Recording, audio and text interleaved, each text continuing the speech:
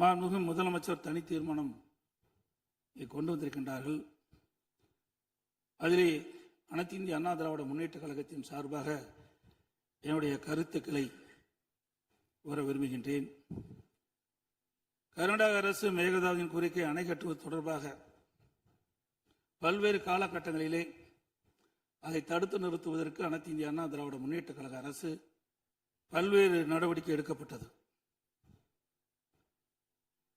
கர்நாடக அரசு மேகதாது என்னும் இடத்தில் தன்னிச்சையாக காவிரி ஆற்றின் கோரிக்கையை அணை கட்ட முயற்சித்து தடுத்து நிறுத்தம் போட்டு மாண்புமிகு அம்மா அவர்கள் தமிழகத்துடைய முதலமைச்சராக இருந்த காலகட்டத்தில் 5/12/2014 அன்று தமிழ்நாடு சட்டப்பேரவையில் தீர்மானம் கொண்டாந்து நிறைவேற்றப்பட்டு மாண்பு உறுப்பினர்கள் அந்த விவாதத்திலே கலந்து கொண்டு பல்வேறு கருத்துக்களை அப்பொழுது தெரிவித்திருக்கின்றார்கள்.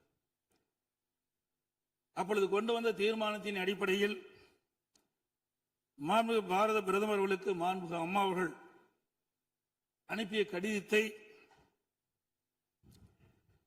அன்றைய தினம் இருந்த தமிழ்நாடு சேர்ந்த நாடாளுமன்ற உறுப்பினர்கள், புதுச்சேரியை சேர்ந்த நாடாளுமன்ற சுமார் 55 பேர் மாண்புமிகு பாரத பிரதமர் அவர்களை 28/3/2015 அன்று சந்தித்து இந்த கடிதத்தை கொடுத்து இதன் அடிப்படையில் நடவடிக்கை எடுக்க வேண்டும் என்று தெரிவித்தார்கள். அப்போது சம்பந்தப்பட்ட துறையிடம் தற்போதைய நிலை குறித்த அனைத்து விவரங்களையும் சேகரிக்க ஏற்கனவே அறிவுறுத்தியுள்ளதாகவும் இது குறித்து பரிசீலிப்பதாகவும் அன்றைய தினம் மாண்பு பாரத பிரதமர் நாடாளுமன்றத்திலே உறுதியளித்தார்கள். மேலும் மாண்பு அம்மா அவர்கள் தமிழகத்தில் முதலமைச்சர் இருந்த காலத்தில் 25/4/2015 அன்று மாண்பு பாரத பிரதமர்களை நேரிலே சந்தித்து மேகதாது திட்டத்தினை கர்நாடக அரசு செயல்படுத்தக்கூடாது என கர்நாடக அரசுக்கு அறிவுறுத்தும்படி கோரிக்கை விளக்கென கடிதம் பிரதமரிடத்தில் அளித்தார்கள். மாண்புமிகு அம்மா அவர்கள் முதலமைச்சர் இருந்த காலத்தில் மாண்புமிகு பாரத பிரதமரிடம் 7/8/2015 மற்றும் 14/6/2012 ஆகிய நாட்களில் நேரில் சந்தித்து மேகதாது திட்டத்தினை கர்நாடக அரசு செயல்படுத்த அனுமதிக்கூடாது என்று வலியுறுத்தினார்கள். மாண்புமிகு புரட்சித் தலைவி அம்மா அவர்கள் மேகதாது அணை உட்பட காவிரி ஆற்றின் குறுக்கே கர்நாடக அரசு காவிரி நடுவர் மன்ற இறுதி ஆணையை மீறும் வகையிலும் தமிழ்நாடு அரசின் இசைவு பெறாமலும் எந்த ஒரு திட்டத்தையும் செயல்படுத்த உத்தேசிக்குமானால் தமிழ்நாட்டின் உரிமையை நிலைநாட்ட சட்டப்பூர்வமான அனைத்து நடவடிக்கைகளும் தமிழ்நாடு அரசு மேற்கொள்ளும் என 18/8/2016 அன்று இம்மாமன்றத்தில் 110 விதியின் கீழ் உறுதிபட தெரிவித்தார்கள். இதற்கிடையில் மாநில அரசுகள் தாக்கல் செய்த சிவில் வழக்குகள் விசாரணைக்கு உகந்ததா என்பது பற்றி உச்சநீதிமன்றத்தில் சம்பந்தப்பட்ட மாநிலங்கள் மத்திய அரசுடன் வாதிட்டன. 9/12/2016 அன்று உச்சநீதிமன்றம் அளித்த ஆணையில் இம்மனுக்கள் உச்சநீதிமன்றத்தின் விசாரணைக்கு உகந்தவை என தீர்ப்பளித்து அதன் பின்னர் ஜூலை 2017 முதல் செப்டம்பர் 2017 வரை இறுதிக்கட்ட வாதங்கள் உச்சநீதிமன்றத்தில் நடைபெற்றன. இதில் கர்நாடக அரசு 9 நாட்களும், கேரள அரசு 2 நாட்களும், தமிழ்நாடு அரசு 13 நாட்களும், புதுச்சேரி மற்றும் மத்திய அரசு தலா 1 நாட்களும் தங்கள் வாதங்களில் நீதிமன்றத்தில் எடுத்து வைத்தன. அனைத்து தரப்பு வாதங்களையும் கேட்டிருந்த உச்சநீதிமன்றம் 16/2/2018 அன்று தனது தீர்ப்பினை வழங்கியது. இத்தீர்ப்பின் முக்கிய அம்சங்கள் பின்வருமாறு: பன்மாநில நதிகள் தேசிய சொத்து, எந்த ஒரு மாநிலம் தனி உரிமை கோர இயலாது என்று நவம்பர் 1991 ஆண்டே உச்சநீதிமன்றத்தின் கருத்து இத்தீர்ப்பில் மீண்டும் உறுதி செய்யப்பட்டுள்ளது. 1892 மற்றும் 1924 ஆண்டிய ஒப்பந்தங்கள் செல்லத்தக்கதல்ல என்ற கர்நாடகின் வாதம் ஏற்றுக்கொள்ளப்படவில்லை. கர்நாடக அரசு தமிழ்நாட்டின் பாசன பரப்பான 24.7008 லட்சம் ஏக்கர் என்பதை 21 லட்சம் ஏக்கர் என குறைக்க வேண்டும் என நடுவர் மன்றத்தின் முன் வாதிட்டது.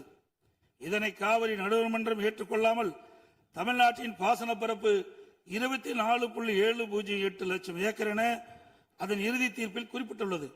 இதனை உச்சநீதிமன்றம் ஏற்றுக்கொண்டுள்ளது.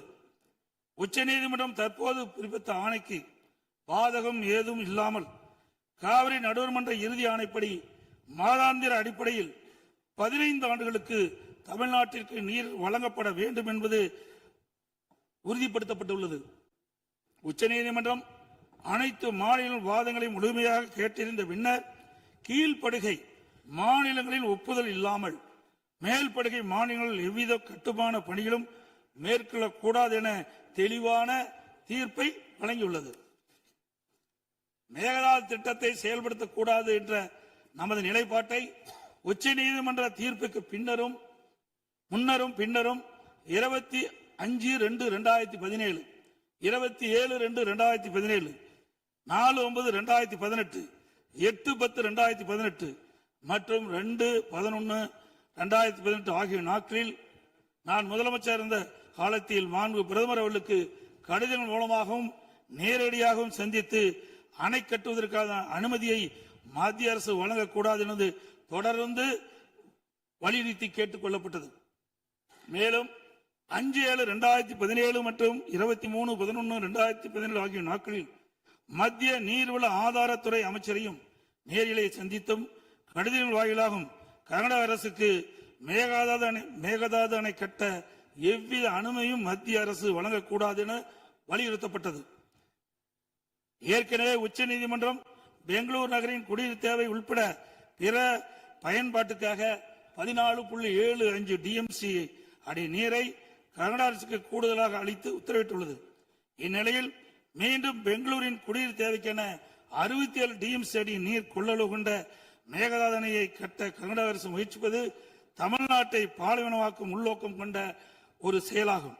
எனவே இவ்வணை கட்டப்பட்டால் தமிழ்நாடு மக்களின் வாழ்வாதாரமும் உரிமையும் கடுமையாக பாதிக்கப்படும். மேலும் நீர் பற்றாக்குறை ஏற்படும் ஆண்டுகளில் கடந்த காலங்களைப் போலவே காவிரி நீரை முழுமையாக தனது உபயோகத்திற்காக கர்நாடக பயன்படுத்தும் நிலை உருவாகும். இதை தவிர காவிரி படுகையில் மேற்படுகை மாநிலமான கர்நாடகா புதிய அணை கட்டுவதற்கான எந்த ஒரு அனுமதியும் மத்திய அரசு வழங்கக்கூடாது என்றும் உறுதிபட எடுத்துரைக்கப்பட்டது. மேலும் உச்சநீதிமன்ற ஆணைக்கு எதிராக கர்நாடக அரசின் மேகதாது திட்டத்திற்கான விரிவான திட்ட அறிக்கைக்கு அனுமதி வழங்கிய மத்திய நீர்வள குழுமத்தின் தலைவர், கர்நாடக நீர்வளத்துறை அமைச்சர் மற்றும் கர்நாடக உயர் அதிகாரிகள் மீது நீதிமன்ற அமைப்பது வழக்கு கண்டெம்ப்ட் ஆஃப் கோர்ட் எனது உத்தரவின் பேரில் 5/12/2012 உச்சநீதிமன்றத்தில் தாக்கல் செய்யப்பட்டது. மீண்டும் மேகதாதில் புதிய அணை கட்ட விரிவான திட்ட அறிக்கை தயாரிக்க மத்திய நீர்வள குழுமம் கர்நாடக அரசுக்கு அளித்துள்ள அனுமதியை திரும்ப கோரி மத்திய அரசை வலியுறுத்தி தமிழ்நாடு சட்டப்பேரவையில் 6/12/2012 அப்போது முதலமைச்சர் இருந்த நான் கொண்டு வந்த தனி தீர்மானத்தை ஒருமனதாக நிறைவேற்றப்பட்டது. அனைத்து இந்திய அண்ணா திராவிட முன்னேற்ற கழகத்தை பொறுத்தவரைக்கும் 1986 ஆண்டு மாண்புமிகு புரட்சித் தலைவர் எம்ஜிஆர் அவர்களால் துவக்கப்பட்ட சட்ட போராட்டத்தை தொடர்ந்து காவிரி நடுவர் மன்றம் அமைத்து அதை மத்திய அரசியலை வெளியிடச் செய்து நடுவர் மன்றத்தின் இறுதி ஆணையின்படி காவிரி மேலாண்மை வாரியம் மற்றும் காவிரி நீர் முறைப்படுத்தும் குழு ஆகியவற்றை அமைக்க உச்சநீதிமன்றத்தை நாடியது. எனது தலைமையிலான மாண்பு அம்மாவின் அரசு எடுத்த தொடர் நடவடிக்கையின் காரணமாக 16/2/2011 உச்சநீதிமன்றம் இறுதி தீர்ப்பை வழங்கியது. தொடர்ந்து 1/6/18 காவிரி மேலாண்மை ஆணையம் மற்றும் காவிரி நீர் முறைப்படுத்தும் குழு செயலாக்கத்தை மத்திய அரசு அறிவித்து அதனை மத்திய அரசியலும் வெளியிடப்பட்டது. இந்த ஆணையத்தின் பணிகளும் குழுவின் பணிகளும் முறையாக கீழ்கண்டவாறு வரையறுக்கப்பட்டுள்ளன. 1. காவிரி நதிநீரை தேக்குதல், பகிர்மானம் செய்தல், முறைப்படுத்தல் மற்றும் கட்டுப்படுத்துதல். 2. காவிரி நீர் முறைப்படுத்தும் குழுவின் துணையுடன் அணைகளின் செயல்பாட்டை மேற்பார்வையிடுதல் மற்றும் அவற்றிலிருந்து நீரை பாசன மற்றும் இதர தேவைகளுக்கு வழங்குவதை முறைப்படுத்துதல். 3. கர்நாடகம் தமிழ்நாடு எல்லையில் பில்லிக்குண்டுக்கு நீர் அளவை நிலையத்தில் கர்நாடக அரசு நீர் வழங்குவதை கண்காணிப்பது. இவற்றை தவிர வேறு பணிகள் எதுவும் மேற்கொள்ள இந்த ஆணையத்துக்கு எவ்வித அதிகாரம் இல்லை. இந்நிலையில் 1/2/2024 அன்று ஆணையத்தின் வரையறுக்கப்பட்ட பணி வரம்புக்கு அப்பாற்பட்டு மேகதாது அணை கட்ட பற்றிய விவாதத்தை 28வது காவிரி மேலாண்மை ஆணைய கூட்டத்தில் அனுமதித்தது. அப்போதைய திமுக அரசு இதனை கடுமையாக எதிர்த்து வெளிநடப்பு செய்தது குறித்தும் ஆணையம் அதன் அதிகார வரம்பிற்கு சம்மதமில்லாத மேகதாது அணை கட்டுவது குறித்த கருத்தை மத்திய நீர்வள கமிஷன் பரிந்துரைத்துள்ளது குறித்து அப்போதைய திமுக அரசின் கவனத்திற்கு நான் கொண்டு வந்தேன். குறிப்பாக 14/2/2024 அன்று சட்டமன்றத்தில் நான் எங்களது ஆட்சி காலத்தில் கர்நாடக அரசு மேகதாது அணை கட்டுவது குறித்து விவாதிக்கும் அதிகாரம் ஆணையத்திற்கு இல்லை என்றும் 2018ஆம் ஆண்டு மேகதாது அணை குறித்து பிரச்சனை மத்திய நீர்வள கமிஷன் பார்வைக்கு சென்றபோது எனது அரசு 5/12/2018 அன்று மத்திய நீர்வள கமிஷன் என்ற இயக்குநர் மீது உச்சநீதிமன்றத்தில் நீதிமன்ற அவமதிப்பு வழக்கை தொடர்ந்து என்றும் இன்னும் அவ்வழக்கு நிலுவையில் உள்ளது என்றும் திமுக அரசு தொடர்ந்து நடத்திட வலியுறுத்தியதோடு தமிழக நலன் பாதுகாக்கப்பட வேண்டும் என்பதையும் உறுதி செய்யும் வலியுறுத்தப்பட்டது. இந்த நிலையில நாம் ஏற்கனவே உச்சநீதிமன்றம் அளித்த தீர்ப்பு நமக்கு ஒவ்வொரு ஆண்டும் கர்நாடக அணையிலிருந்து 177.25 டிஎம்சி தண்ணீர் திறக்கப்பட வேண்டும்.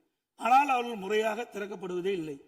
ஒவ்வொரு மாதம் நாம் போராடிதான் கர்நாடக அணையிலிருந்து தமிழ்நாட்டிற்கு தண்ணீரை பெற்று வந்து கொண்டிருக்கணும் என்பதையும் நேரத்தில் சுட்டிக்காட்ட விரும்புகின்றேன். இந்த நிலையில 2024ஆம் ஆண்டு கர்நாடகாவில் மாண்புமிகு முதலமைச்சர் சீதாராமையா முதலமைச்சர் பதவி வைத்த போது துணை முதலமைச்சராக நீர்ப்பாசனத்துறை பொறுப்பு வைத்த மாண்புமிகு துணை முதலமைச்சர் சிவகுமார் அவர்கள் 16/2/24 கர்நாடக பட்ஜெட்டில் காவிரி ஆற்றின் குறுக்கே மேகதாது அணை கட்ட பல ஆயிரம் கோடி ரூபாயை ஒதுக்கியுள்ளதாகவும் அறிவித்தார். அனைத்து இந்திய அண்ணா திமுக சார்பில் இதை அப்பொழுதே கடுமையாக எதிர்ப்பதுடன் அப்போதைய திமுக அரசு உடனடியாக சட்ட நடவடிக்கை எடுக்க வேண்டும் என்றும் வலியுறுத்தப்பட்டது. இந்நிலையில் கர்நாடக அரசு மேகதாது அணை கட்ட தயாரித்து அனுப்பிய திட்ட அறிக்கையில் உள்ள குளறுபடிகளை சுட்டிக்காட்டி மத்திய அரசு திருப்பி அனுப்பிய நிலையில் மத்திய அரசு குறிப்பிட்டுள்ள குறைகளை நிவர்த்தி செய்து 12/6/2026 அன்று கர்நாடக முதலமைச்சர் அவர்கள் சுற்றுச்சூழல் அனுமதியை பெற மாண்புமிகு பாரத பிரதமரிடம் மீண்டும் நேரில் ஒரு அறிக்கையை வழங்கியுள்ளதாக செய்தியில் வெளியாகியுள்ளன. இரு மாநிலங்களுக்கிடையே உள்ள நல்லுறவை சீர்குலைக்கும் விதமாக தற்போதைய கர்நாடக அரசு மேகதாதுவில் காவிரியின் குறுக்கே அணை கட்ட முழு மூச்சில் முயற்சிப்பது கண்டிக்கத்தக்கது. நீண்ட நெடுங்கால சட்ட போராட்டத்துக்கு பின்னர் நிலைநிறுத்தப்பட்ட தமிழ்நாட்டு மக்களின் அடிப்படை உரிமைகளையும் டெல்டா விவசாயியின் வாழ்வாதாரத்தையும் 20 மாவட்டத்துக்கு மேலாக குடிநீர் ஆதாரமாக விளங்கும் காவிரி ஆற்றில் நமக்குள்ள உரிமையை பேணி காக்க வேண்டியது நாம் எல்லோரின் கடமையாகும்.